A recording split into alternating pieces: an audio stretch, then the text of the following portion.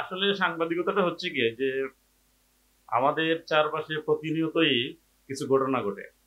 যেমন আমরা চারটা দিক, যেমন আমরা ইংরেজিতে ইস্ট ওয়েস্ট সাউথ নর্থ, ঠিক সেভাবে নিউজটা হচ্ছে, নিউজটাকে আমরা এইভাবে সংজ্ঞায়িত করি।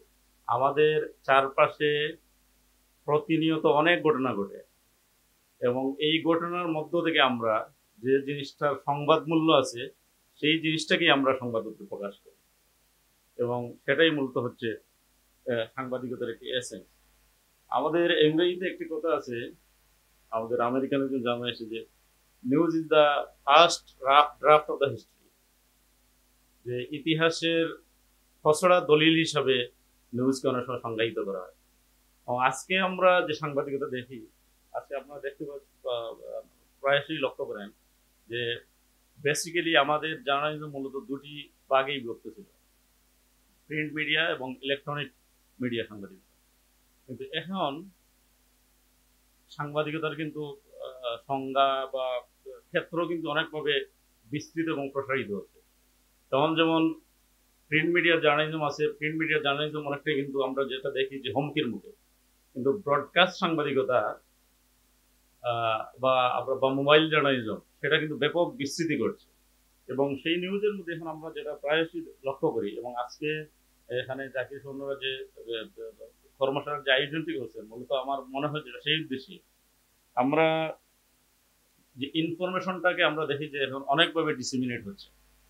দেখা যায় যে আমরা যদি সোশ্যাল মিডিয়ার কথা লক্ষ্য করি, যে অনেক সময় মিস ইনফরমেশন গুলো বা ডিসইনফরমেশন বেশি ছড়িয়ে পড়ছে, এবং আহ, পাঠকরা অনেক সময় একুরেট তথ্য থেকে বঞ্চিত হচ্ছে।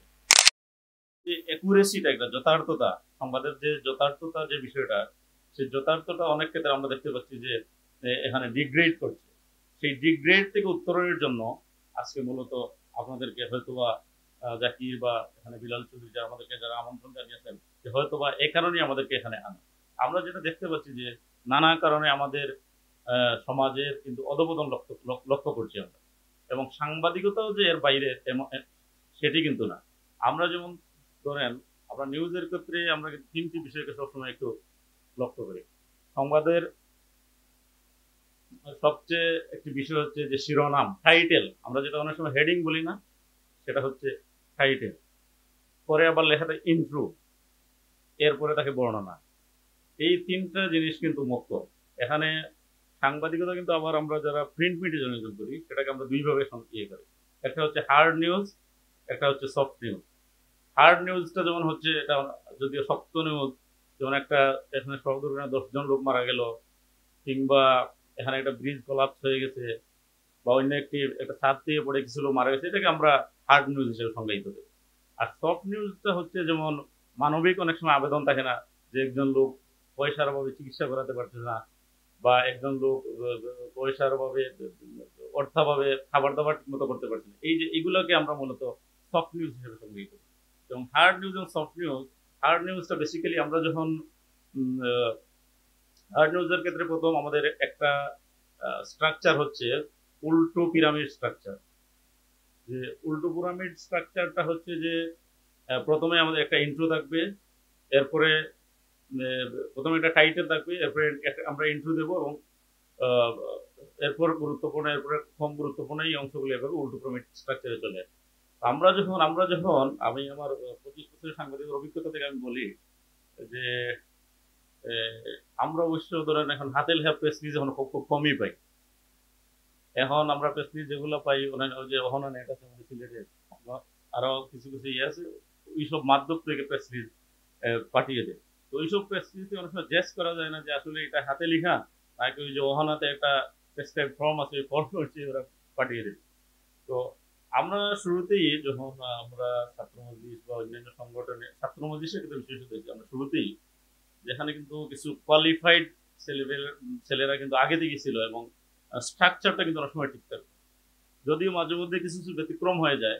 অনেক সময় আমরা দেখি যে নিউজ লেখার ক্ষেত্রে আবেগটা বেশি চলে আসে। এই নিউজে কিন্তু এই আবেগটাকে সংগ্রহণ করতে হবে। আবেগকে কখনো নিউজে প্রতিফলিত করা যাবে না।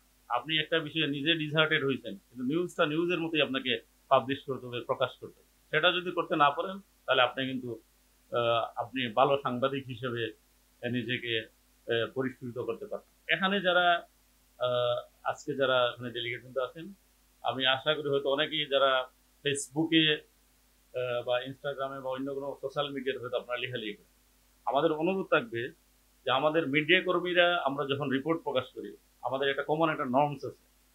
আমরা কোনো নিউজটা সিঙ্গল সোর্স থেকে মানে একক সোর্স থেকে সংগ্রহ করে আমরা নিউজ প্রকাশ করতে পারি না। অনেক ক্ষেত্রে যদি ফেসবুকে অনেক ক্ষেত্রে এটা দিয়ে দেয়, আমাদের মিনিমাম স্ট্র্যাটেজি হচ্ছে আপনি অ্যাটলিস্ট 3টা সোর্স থেকে কনফার্ম হয়েই আপনি নিউজটা প্রকাশ করতে হবে, এবং সেখানে ক্রস চেকের বিষয় আছে।